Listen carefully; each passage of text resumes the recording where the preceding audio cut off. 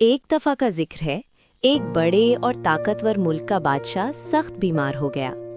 हकीम और तबीब उसका इलाज करते रहे, लेकिन कोई फायदा न हुआ। जब बादशाह को महसूस हुआ कि अब उसकी जिंदगी के दिन कम रह गए हैं, तो उसने अपनी रया में एक अजीब सा ऐलान करवा दिया। ऐलान ये था कि जो शख्स उसके मरने के बाद एक रात उसकी कब्र में गुजारेगा, बादशाह अपनी पूरी बादशाहत उसके नाम कर देगा। ये बात सुनकर पूरे शहर में खामोशी कहा गई। लोग एक दूसरे की तरफ देखने लगे, मगर कोई भी इतनी हिम्मत ना कर सका कि ये काम कबूल करे। इसी शहर में एक गरीब कुम्हार रहता था। उसने सारी जिंदगी मेहनत की, मगर कभी कुछ ज्यादा जमा ना कर सका। उसके पास अगर कुछ था तो बस एक बेचारा सा गधा।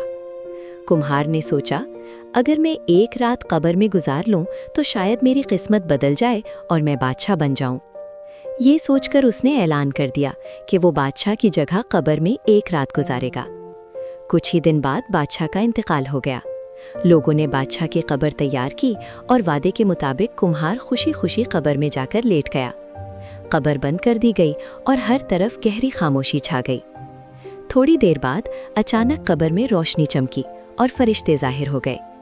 उन्होंने कुम्हार से कहा, उठो और अपना हिसाब दो। कुम्हार घबरा गया और बोला, भाई हिसाब किस चीज का? मेरे पास तो सारी जिंदगी कुछ भी नहीं था सिवाय एक गधी के।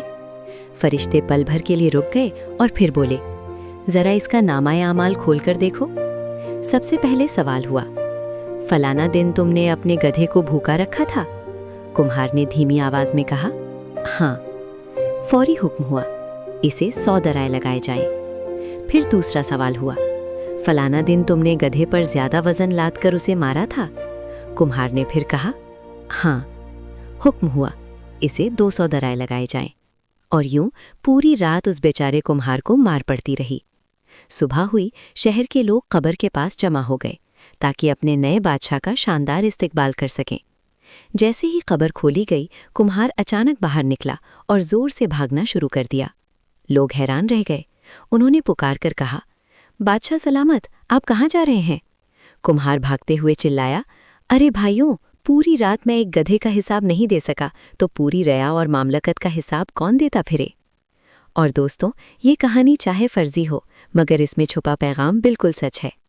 एक दिन हम सब ने भी अपने हर अमल का हिसाब देना है, और शायद ऐसे कामों का भी जो हमें खुद याद भी ना हो।